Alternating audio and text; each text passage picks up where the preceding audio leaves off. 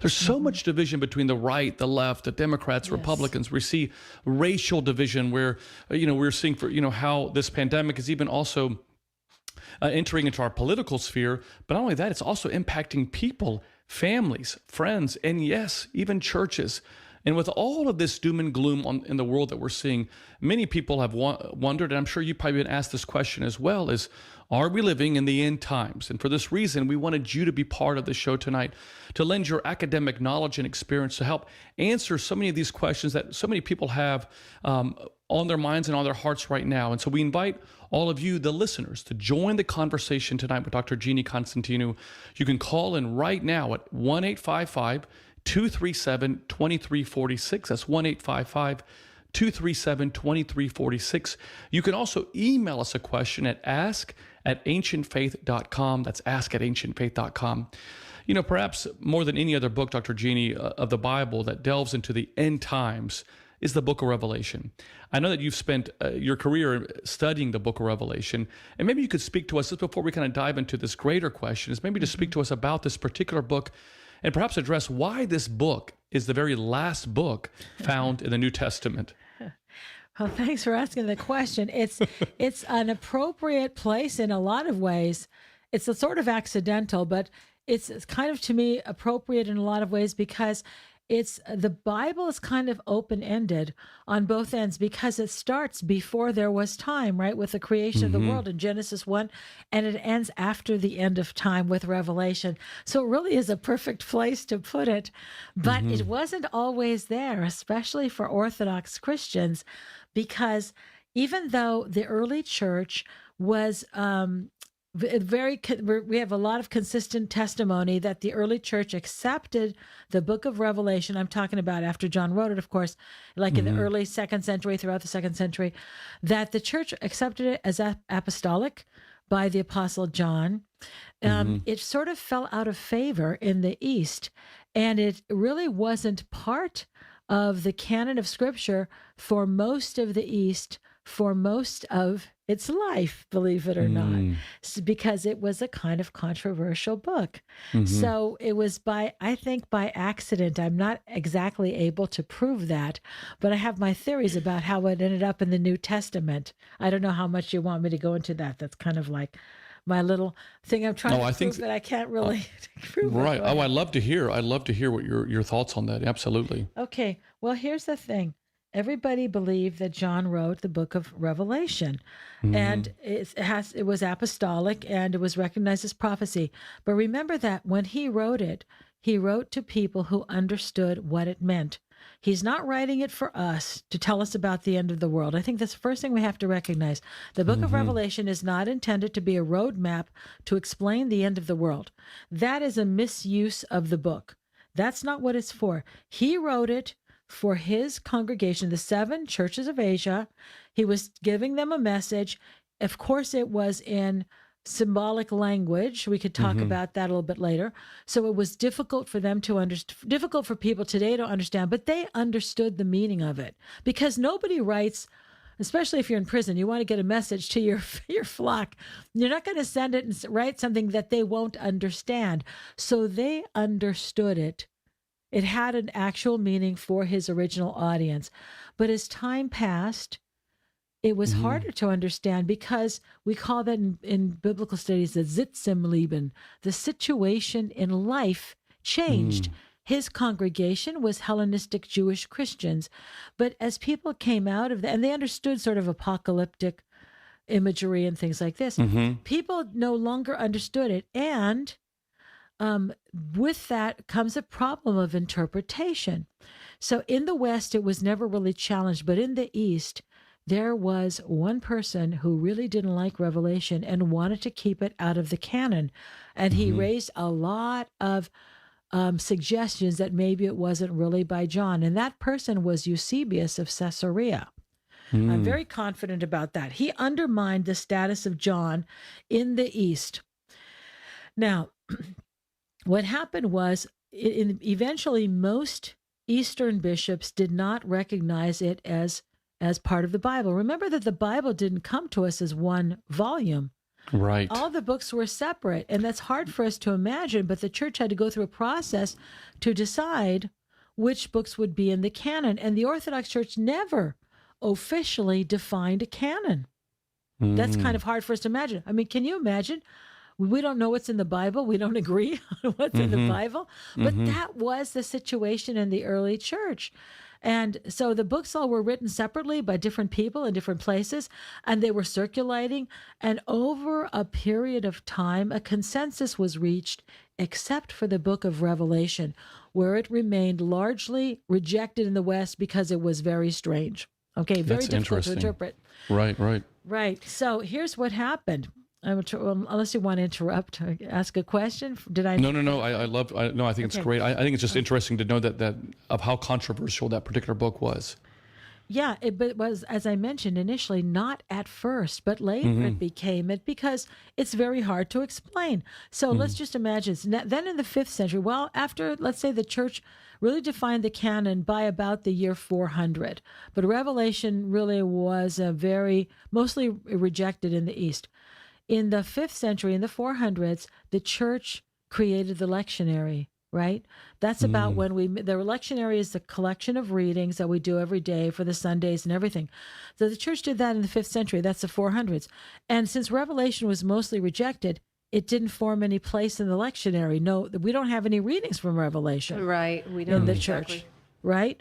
So, and maybe that was better because what are you going to preach on? What do you say about it? Okay, there's places where it lends itself, but other times where it would be difficult. So what happened was, as time passed, also the other issue is that Revelation is about persecution. And this was something that the early Christians really identified with. But once Christianity became legal and then became the religion of the empire, it was kind of harder to relate to it. Now, as the empire began to fall bit by bit by bit, section by section, with the Persians came and destroyed things, then the rise of Islam, and Constantinople was shrinking, people developed more of an interest in Revelation. And it just so happened that there was a patristic interpretation of it. And this helped for the acceptance of Revelation in the canon. But it was accepted by the Armenians, by the Slavs, and the Georgians before it was accepted by the Greeks. And it was accepted by these other groups primarily because of the commentary of Andrew of Caesarea. That was the subject of my PhD dissertation. So let me just give you the last part of the puzzle. But because the Bible did not exist in one volume, even then, I mean, we rarely have the Bible, even the New Testament, in one volume. Think about how thin the paper is in your average Bible that's one volume. Think how tiny the print is. Now remember, all books were hand copied. How could you possibly put all the Bible in one? So what we had were 4 Gospels together, maybe, all the epistles of Paul, or Acts and the general epistles. There was really no place to put Revelation. It didn't fit neatly into any of one of those categories. So what we see of copies of Revelation, they're either copied with the commentary of Andrew, or they're found kind of miscellaneous in different kinds of manuscripts, or injected into sermons and other things. So it didn't really find a place, even within the other books of the Bible. So what happened was, after the fall of Constantinople, a lot of Protestants came to the East, and Catholics too, Jesuits. They tried to convert the Orthodox, right? They thought we were unchurched. We needed to learn about Jesus, okay? Forget about the fact that St. Paul established a church in Greece, and the church began in Jerusalem. There was an influx of missionaries. And one of the things that they did is they brought Bibles, Greek Bibles. And guess what? In their Greek Bibles, it had the book of Revelation as the last book. Okay, so Interesting. This so is is that when is that when they brought it into canon? well, what I think happened is that in the East, there was really no the church, the Orthodox Church, never formally decided on a New Testament canon, but these people during the 15th, 16th, 17th, 18th centuries were coming with Bibles and passing them out, and they had Revelation. Now, I tried to find out any early, whether there were printed Bibles in the East, printed by Orthodox, that had Revelation, in other words, a complete New Testament during this period that had the book of Revelation in Greece. And you know what? I can't prove my theory because there were no printing presses in Greece, because we were under the Ottomans, because we were under Ottoman occupation. We were a church in persecution. So there were no printing presses printing ecclesiastical books in Greece. So I have this sort of theory about how could I prove it? I'd have to find a New Testament that's printed during this period with the book of Revelation in Greece, but it's impossible because there were no printing presses. Everything was being done in Paris, in Venice, in other parts of Europe where these were being printed by Protestants and Catholics, and they already had it in their canon. So it sort of got accepted in Orthodoxy by the back door. Today, nobody would ever think of saying Revelation isn't part of our canon. But really, to this day, the Orthodox Church has never made a decision. But one of the things that helped it a lot was this very patristic commentary by Andrew of Caesarea, because he gave a spiritual and patristic interpretation for the book. So it's a very interesting study of the book and its relation to the canon, because it breaks all the molds. It was in, it was out, and now it's back in. But we still don't read from it in church, right? And that's the only book that we don't read from in church because of the lectionary. Well, once again, you are listening to Live with the Lows, and we are so excited to be interviewing Dr. Jeannie Constantino on the book of Revelation and is this the end times? The infamous question that we hear circulating throughout society today. So, Dr. Jeannie, in a lot of Christian churches, there is an emphasis on what is referred to as the rapture. Can you explain the rapture, that it's spoken about in the Bible, but also, how some in the Protestant world understand it today? Yes. So the Bible doesn't really talk about a rapture. There are certain passages that have been used by Protestants. So let's go ahead and let's talk about that in connection with Revelation, the way we were just talking about the book. The purpose of Revelation is to encourage the Christians to remain faithful in persecution no matter what. That's the whole purpose of the book. The book does not promise that you will be removed from tribulation. So what is rapture? Well, that's mainly, that's a Protestant doctrine that before the end times, or before what they call the Great Tribulation, there's lots of theories by different Protestants, before the final terrifying moments of the end, the last 3 years or so, 3.5 years, Jesus will come, or there will be a rapture. The people who are the faithful, excuse me, will be taken up into heaven, snatched up. And they get this idea, or at least they support it, by what we read in the book of Thessalonians. I was going to say, excuse me. First Thessalonians, when it says that when the Christ comes, he's going to take up, the people will be lifted up into the air to meet the Lord in the air.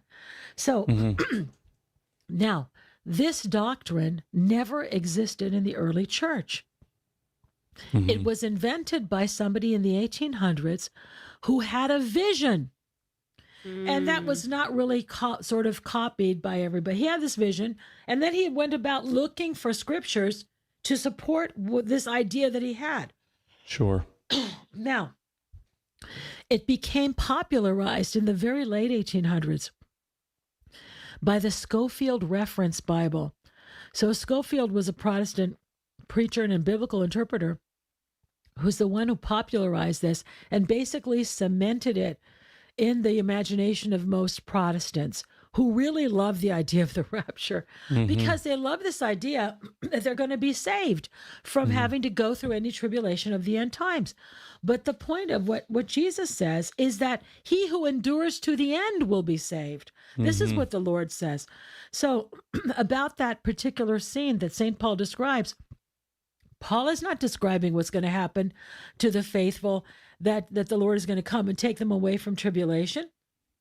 Paul is trying to answer the question to the church of Thessalonica about what is going to happen to the people who died before the Lord came. That's the question he's responding to, because after some of them became Christians, some of the Thessalonian Christians died, and Paul was talking about how Jesus is going to come back. So then the ones who remained alive, they said, well, what about the people who already died before the return of the Lord? So this is why he writes that. He's not writing a scenario at the end times. He's nowhere does ever Paul say that Christians have to just don't worry about what's going to happen when Jesus comes. Right. Because he's going to take you out of your tribulation. You're going to be spared all of this. In fact, what Revelation encourages us to do time and again is to remain faithful. That's what it's all about. So that's why rapture is something which is a modern notion. That's why it's dangerous, because it's based on one person's opinion. That it was accepted by others. And then they found scriptures to try to support it. But they're isolated scriptures. They're taken out of context. Another one is where Jesus talks about who will be saved. And he gives this image. He says, 2 women are in a field, and one is taken and one is left. Okay, 2 men are in a field, or 2 women are grinding at a millstone, one is taken and one is left. Oh, that's the rapture. That's the rapture. No, he's not. That's not. What Jesus is talking about there is he's trying to explain how people can be employed or look similar, but one will be saved and another one will not be saved. We can't tell by looking at people who's going to be saved. That's the purpose of that image. The reason why the rapture fails is because first of all, if that was truly a teaching of Christ, that would be known within the apostolic church, would have been taught to us openly. Not would have somebody come up out of somebody's imagination in 1820 or something like this. That's number one, which people should always be very suspicious of anything that is the opinion of just one person. I don't know why you would want to believe that. Secondly, it contradicts everything else Jesus says. Okay, so it contradicts the book of Revelation that talks about being faithful in persecution. And also, of course, who is going to decide who gets taken up? Doesn't there have to be a judgment first? You see, there's nothing about that particular scene that matches what the Lord said. The Lord said that when he comes back, he's going to judge. He's going to separate the sheep from the goats, right? And there's going to be judgment. Otherwise, how do you know who gets taken up into heaven? But this is a very appealing notion, especially to Protestants, because they don't want to think about suffering for Christ. I don't mean to be insulting to people, but they like the idea.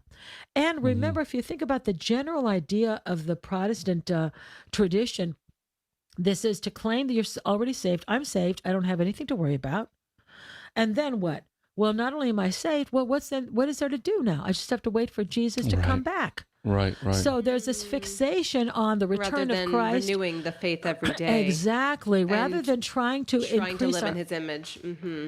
Rather than increasing ourselves in our holiness and our struggle, they reject that as works.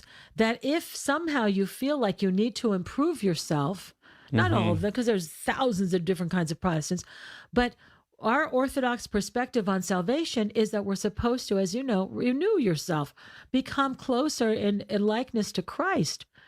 And if that's not where you are, if you believe all I have to do is claim my salvation, then you've got nothing to do with your life except to look forward to Jesus coming back and discuss endless theories about the scenario of the end times. And that's how they spend a lot of time.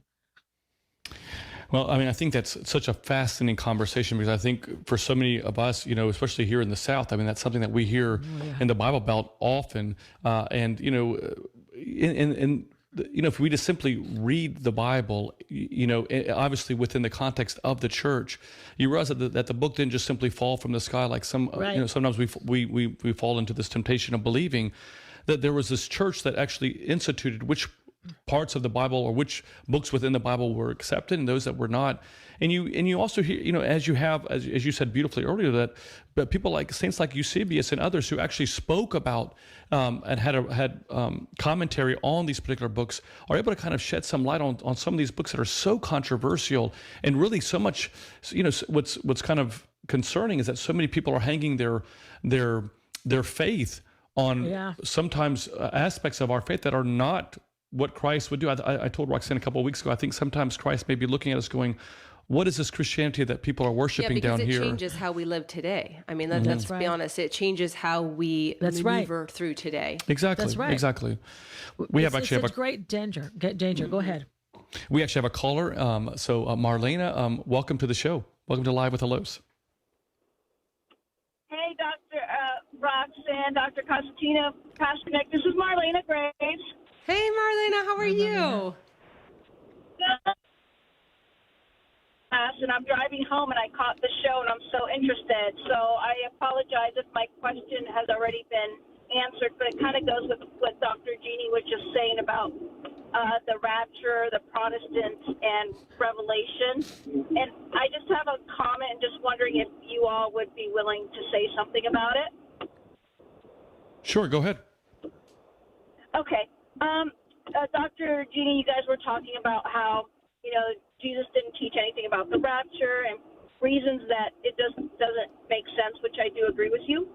I just wanted to say one other, I think, harmful result of that theology that I've been noticing probably for 30 years is that related to caring for the earth, because a lot of the Protestant, I should say, evangelical eschatology. A lot of evangelicals are like, well, why take care of the earth? It's just going to go to hell anyways. We're going to be gone. So it doesn't matter what we do with caring for earth because we're going to be gone. Dr. Jean, you want to respond to that comment? Yeah, thanks. I haven't heard that, but I don't really run in Protestant circles, but I'm not surprised by that. My answer to them was, what about Genesis? Didn't God tell us he told us to have dominion of the earth, but that meant a stewardship over the earth. We're supposed to take care of it. That is also an obligation because the earth does not belong to us and the creatures were made by God. Everything was made by God for our use. Yes, I'm not one of those people who said we're not supposed to use our resources. They were given to us by God, but we also have a responsibility to care for them in an appropriate, in a respectful manner.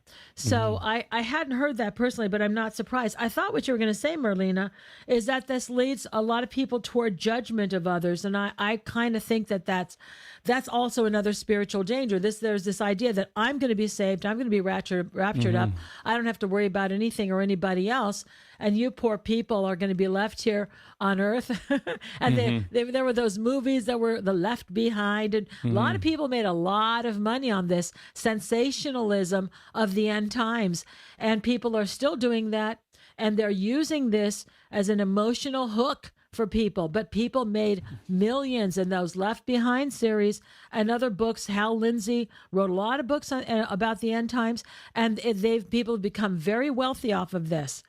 And, when they've have that, that famous saying, follow the money, you have to really be very careful when you're looking at whether or not somebody is credible and consider their own motivation for what they're saying. And especially when it comes to anything apocalyptic, we have to be very careful about this because people are easily manipulated. And we saw that with Jim Jones' situation. We saw that with David Koresh in the Waco. And there are cults today that similarly prey upon the fears of people about the end times. Absolutely. Yeah. Marlena, go ahead. I'm sorry. I'm sorry. I was just going to briefly say that eschatology is driving a lot of the politics, and you're right. It leads to not care for creation, but judgment, because people are like, well, I'm gone. You're just going to have to fend for yourself. So you're absolutely right. Thank you. Thank you, Marlena, so much. Thanks so much for calling in. And once again, we invite you to call in as well. You can do so at calling in at 1-855-237-2346. That's 1-855-237-2346. Or you can email us a question at ask@ancientfaith.com. That's ask@ancientfaith.com. All right, Dr. Jeannie, I think for so many of us, as the title of this show was all about, is many people have asked me, I know over the last couple of years, are we living in the end times? And my question to you is are we? This is the big question. Okay, this is the big question, yes. Okay, so I don't want you to think I'm avoiding your question, but I can answer it three ways, but you have to let me go through. Sure. Okay, yes, no, and maybe, okay? But I'm going to tell you the reasons for all of them. Then people can decide for themselves. I'm inclined to think no, but there is something to be said for it. So first of all, so it depends. Now, first of all, how might we be maybe, I don't think we're in the end times, but we're maybe moving toward the end times. It actually has nothing to do with the vaccine or or the pandemic or anything like this. First of all, I think this is especially important for Orthodox Christians who we're usually better at having a broader view of history. Mm-hmm. We are looking at our times and thinking, oh, this is terrible. This is the worst time ever. Are you kidding me? I mean, people went through, life was so difficult for people in the past. So Andrew of Caesarea, I'm going to tell you what his life, what the situation was like when he wrote his commentary in the book of Revelation. So when he wrote his commentary, maybe around 611, on the book of Revelation, this is what had happened in the 6th century, the 500s. During that time, bubonic plague broke out in the Byzantine Empire. So people don't even know that it existed that early. They think of the Middle Ages in Europe. But there was bubonic plague in the Byzantine Empire when Justinian was the emperor. And the empire lost a third of its population. Just imagine that. You think this is bad? A third of the population. Put that in perspective also with something like 100 years ago when people died of infections, when people died of tuberculosis, when people died of a lot of things that today don't kill. What about all the women who used to die in childbirth? I mean, seriously, when we think about, oh, times are so hard, times are so bad, are you kidding me? You open your refrigerator and it's full of food. How many of us are going hungry? How many of us, the only reason why I'm able to do what I do and women can have careers and things like this is because we're not spending all of our time trying to grow food and sustain ourselves like the rest of the world. We as Americans and we who are in the West are very spoiled, and we think we have it really hard. And actually we have a much easier life than people had even 100 years ago. If you can relate to your own grandparents and people who came over here, the life that they left behind in the old country. My grandmother owned one dress and didn't have a pair of shoes. Okay. And we're going to sit here and talk about how life is hard. And she had a goat. And sometimes that's the only thing she had to eat was the milk of a goat and maybe, a couple of eggs. We're really, we have no appreciation for how difficult life was for most people and still is in most parts of the world. Right. Okay, that's one thing. So I'm going to tell you about Andrew of Caesarea, who was the bishop of Caesarea, Cappadocia, St. Basil's See. So what happened? Well, the empire lost a third of its population, which meant that there weren't a lot of people who were able to plant. So that meant that there was famine.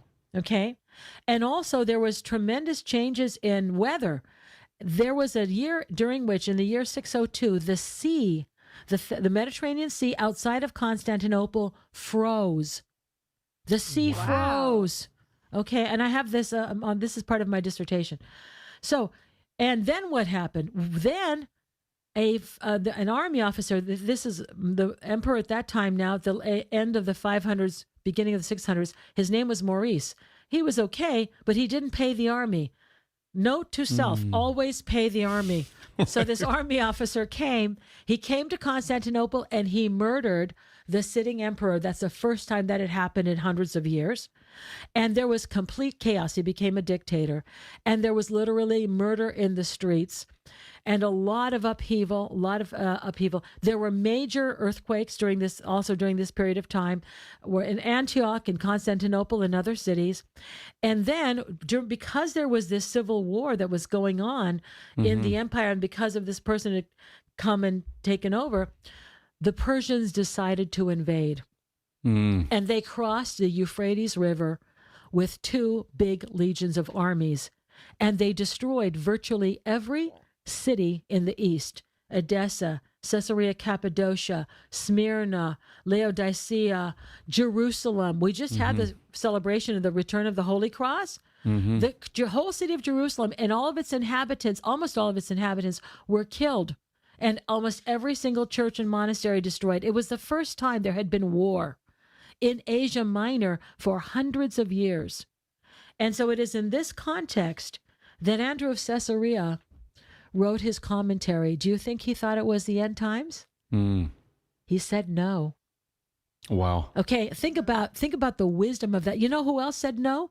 And who was living in what anybody would have thought was the end times was Augustine, who saw the fall of Rome. I mean, think about anybody who lived there would say, oh, the Rome fell, this must be the end times. No. So these are spiritual people. Look at the wisdom of spiritual people. He said, no, this is not the end times. And for us, a pandemic, you've got to be kidding me. Right. Really? I mean, where is that? And I'm going to tell you why he concluded that it wasn't the end times. Now, that's the answer. That's the no answer. Okay. That's the no. Mm-hmm. But I'll tell you why he concluded, and I'll tell you what we would say about it. Why he said, when he looked at the book of Revelation, I think he was a phenomenal interpreter. When he looked at the book of Revelation, he noticed that there's something different about the sixth seal. After the sixth seal, there is a dramatic change.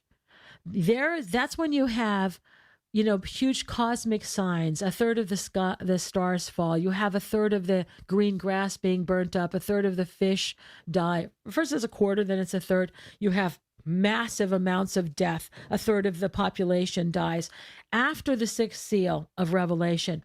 So his conclusion was that it's not as bad as that. So when we see that kind of destruction, then we can start to say, maybe we're in the end times. But even though we have seen a lot of people die, it's nothing compared to that. Now, could that happen? Yes, it could, because we live in an age in which we have nuclear weapons. That could happen. We live in an age where we are seeing climate change, but it's, basically we're going to have to adjust. We're not happy with climate change, but we're not seeing massive deaths.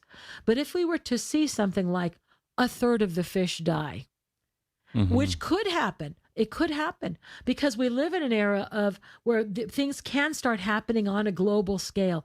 Then you might say to yourself, well, maybe when we see massive, not just localized, an earthquake here and there, because there have always been these things, Right. but massive amounts of death and destruction. So of course we have fires because we have climate change and things like this, but the earth has always had climate change. There was a tremendous period of time during the Middle Ages when people couldn't grow food in Europe because there was a great cold spell. And there was no global warming, and then things came back. A lot of people starved in the Middle Ages because of this cold spell that gripped Europe. So we have to. I'm not a scientist. I don't have an opinion about whether or not global climate change is being caused by greenhouse gases. It might be. We might have to adjust. Maybe people won't be able to live by the coast like they do now. We're not going to die. When people say that's an existential threat, no, it's not, because it's not going to kill us. Okay? It's not going to kill us. It's going to mean we have to change our way of life. We maybe can't live inside a forest because if the forest catches on fire, it's a danger to our house. It's true. So we have to be careful about how we live, but it's not the climate change itself will not kill us. So that's my answer to why it's not near. Now, why might it be nearer, and maybe we're trending in that direction?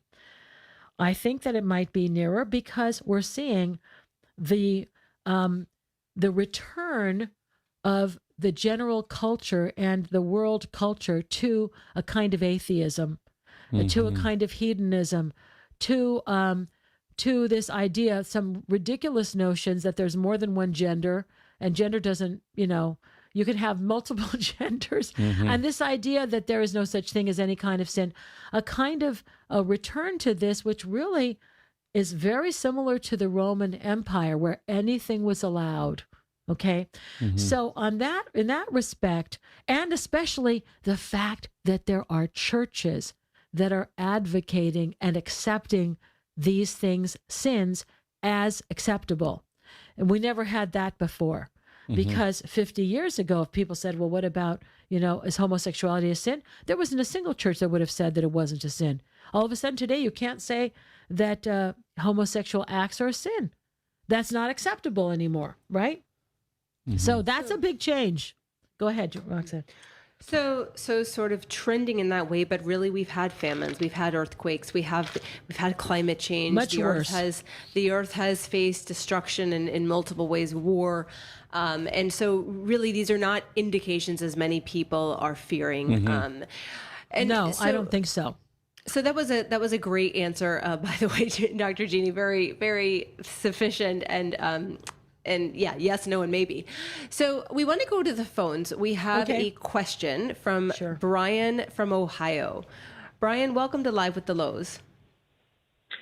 Thank you very much. Great discussion. And Dr. Jeannie, I hate to go back to the book of Revelation after you're into this new topic, but I guess it's all still related. It's okay. That's fine. I was thinking as you were talking about the history, one of the things that's always fascinated me is textual, criticism. And the King James Bible, of course, was enormously popular for English-speaking people for many, many, many decades. Yes. It had 300 years probably. And, the guy that put that together, Desiderius Erasmus, he was a contemporary of Luther. Mm-hmm. He created the Textus Receptus. He was in a big rush to be the first to have a complete Greek New Testament. Yes. And he only used that's about right. a handful of manuscripts, and they were all Right. relatively late, 10th and 11th centuries. One book he didn't have in Greek was Revelation. He actually took the Latin Vulgate and back translated from Latin into Greek, and there's a lot of textual problems in the King James because, and you probably knew this, but it just jogged my memory. It's something I learned years ago, and I Right. thought I'd bring up. It's another challenge Right. to the book. Well, if you're using the King James, it is because you're not using the text, the original Right. Greek text, or a translation that's based on the original Greek text. So that's very interesting. Yes, thanks for bringing that up. There's a lot of gets kind of technical, so you kind of understand it, but there's a lot of differences in the textual transmission of Revelation that make it different than any other book of the New Testament. But that's kind of a technical discussion. Thank you so much, Brian, for sharing. Thanks, Brian. Yeah, thanks, Brian, so much for being with us. We're going to take a quick break because we got to get a break in, but we want to just encourage all of you, if you are tuning in and watching us through our social media platforms, please share questions or comments if you want to. We also encourage you to also join our Lowe's social media platforms. We're on Facebook, Twitter, and Instagram. You can find us all about that, as well as finding out and joining our daily inspirational messages by going to thelowes.com. We're going to take a break. On the other side of this break, we're going to be asking Dr. Jeannie really areas of how do we, if someone is wanting to learn how to read the Bible for the very first time, they have a desire to want to read the Bible, how would you suggest that they do so? We'll answer that question much more right after the break. Live with the Lows with Father Nick and Dr. Roxanne will be back in a moment. Give them a call at 855-237-2346. That's 855-AF Radio. They would love to hear from you.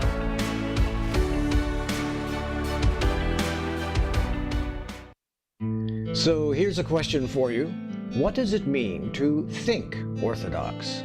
What are the unspoken and unexplored premises and presumptions underlying what Christians believe? Orthodox Christianity is based on preserving the mind of the early church, its phronima.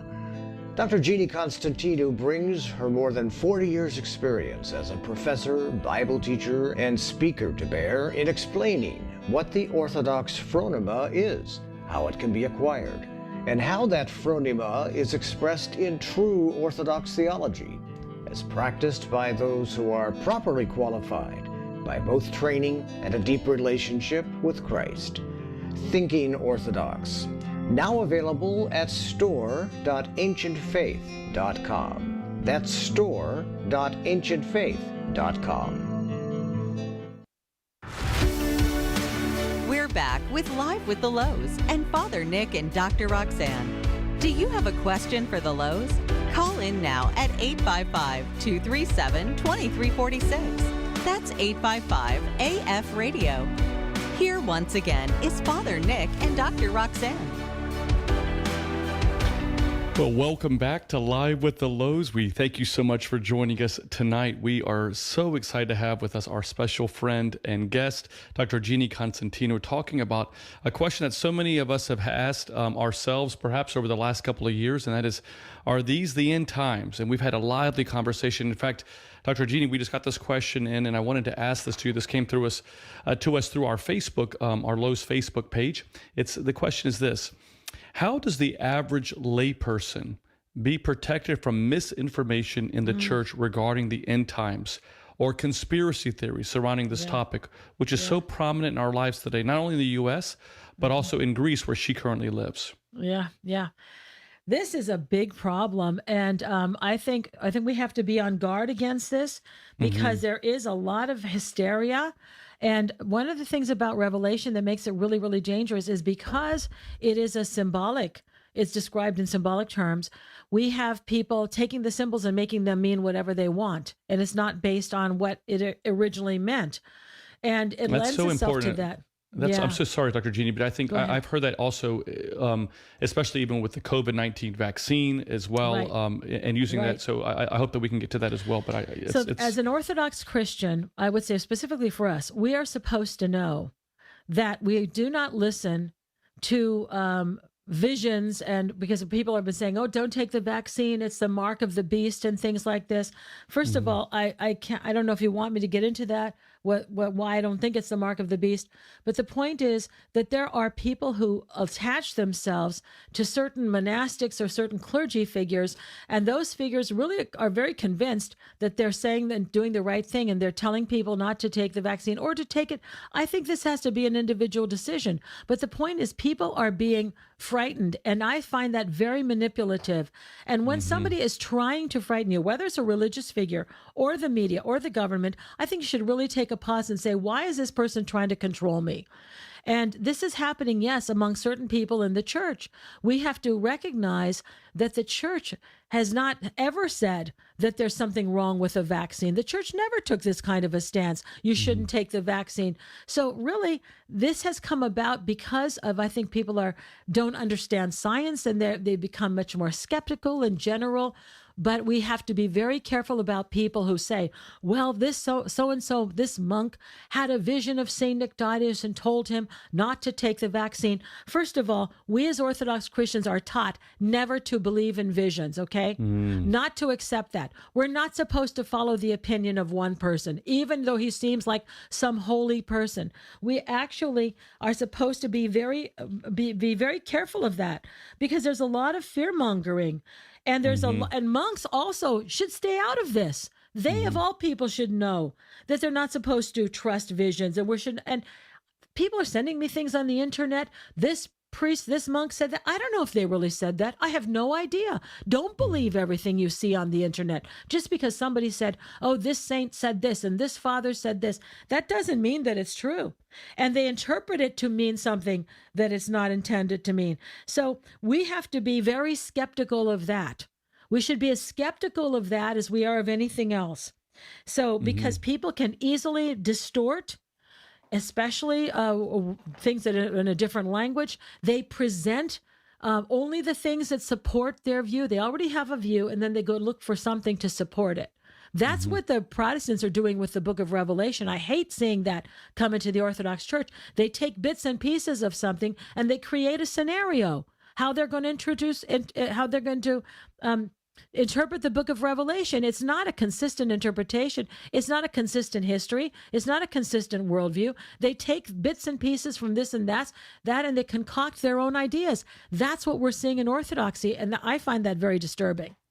Well, I think, Dr. Jeannie, just to kind of build on what you're sharing, is that, all we have to do is also look back at our own history, even in this nation, how when Scripture is utilized as a way to subvert, to diminish people, to lessen their who they are, their humanity, Right. that we've seen in our own right. history of our country. And so, the Bible, I think that's one of the biggest concerns that we have. And I think, for our listeners, we're by no means trying to, pick and say that and group all of the Protestant churches or, Right. or Orthodox Right. churches. We're all on the same team. I think what we're trying to make sure of is that we remember that the Bible, if mishandled, can be Yes. a weapon that can separate the flock. It can separate. It can Yes, strike and it the church.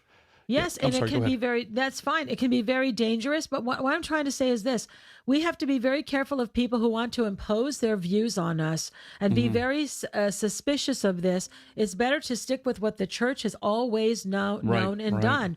And this, unless the vaccine is not the mark of the beast. Okay, it cannot be the mark of the beast, because if you look at Revelation, the mark of the beast is given to people who bow down before the image. That means idolatry. Now, in the future, there might be a kind of idolatry, But it can't be passive. In other words, if I choose, and by the way, I totally respect anybody's decision to receive the vaccine or not receive the vaccine. I have friends who've received it. I really respect others who have not received it for their own reasons, but they're not fear mongering. They're not saying, oh, it's good. It's a mark of the beast and you shouldn't take it because the government's going to control you. This is complete nonsense. Oh, you're going to start following the Antichrist. No, you're not. Okay. That's not what, and this is why we do have to have better Bible education. That's not what it's doing. That's not what it's about. It cannot be the mark of the beast. Because, go ahead. No, please continue.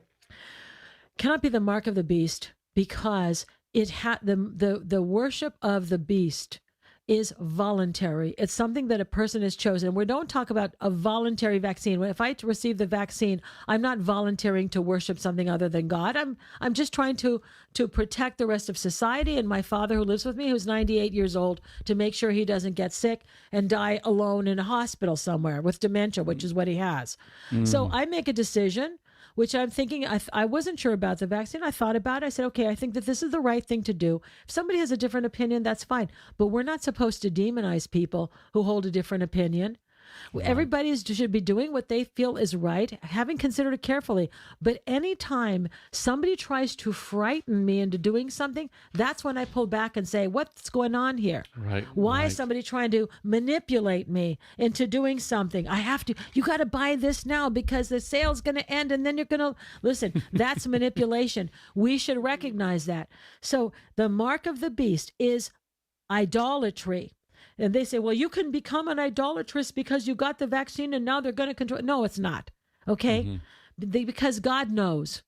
Okay. God knows whether or not we can't be capable of committing idolatry if we're not in control. And so the vaccine is not. What you're saying so I think in summation is that this is a voluntary, to have that would be a voluntary decision to turn against God. We're not accidentally taking something that turns us into this sort of robot. Exactly. Yes, it has to be a decision of your free will. That's what sin is. Okay. And so that's why this is the situation with we don't know what the mark of the beast will be when the time finally comes, but it has to be something. Now, here's that you have chosen to do something against God. Now that is the essence of what that is. Okay.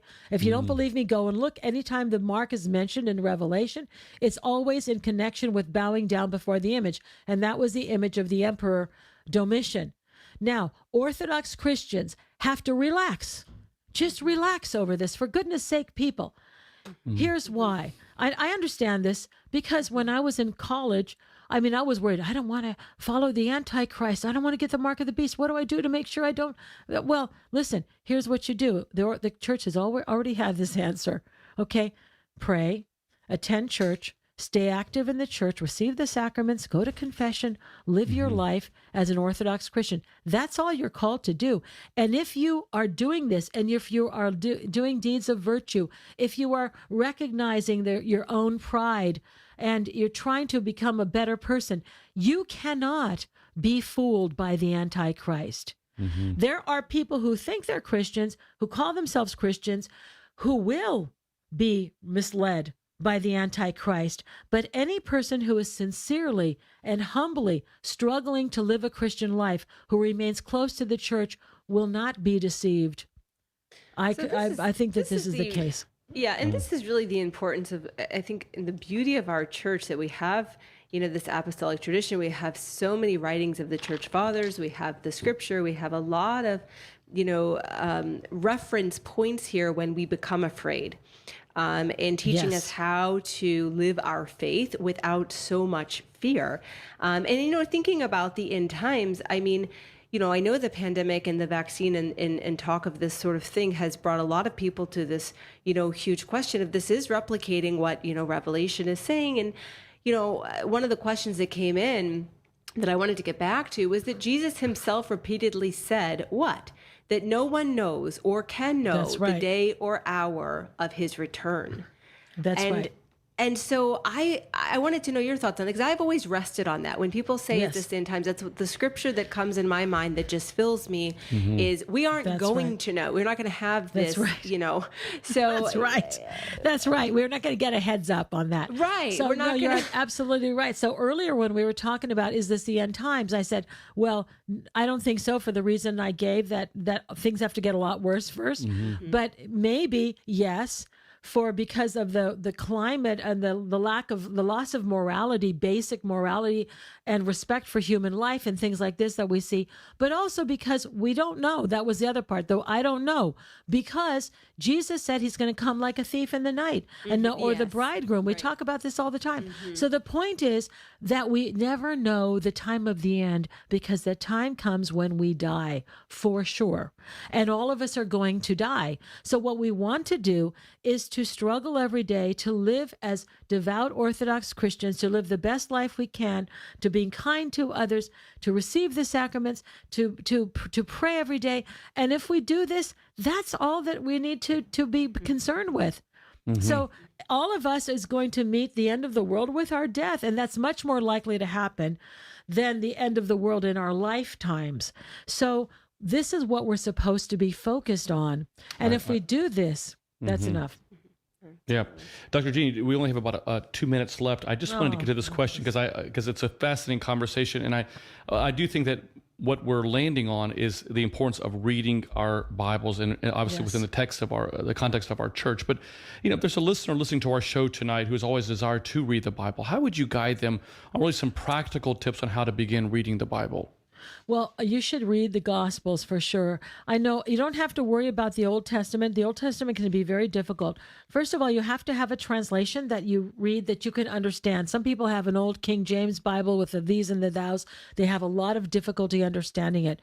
It's okay for you to buy a Bible that's a little bit simpler and easier for you to understand. You start with the Gospels and read them over and over. You're going to understand what Jesus says. When you get to St. Paul, you're going to understand what St. Paul is trying to say.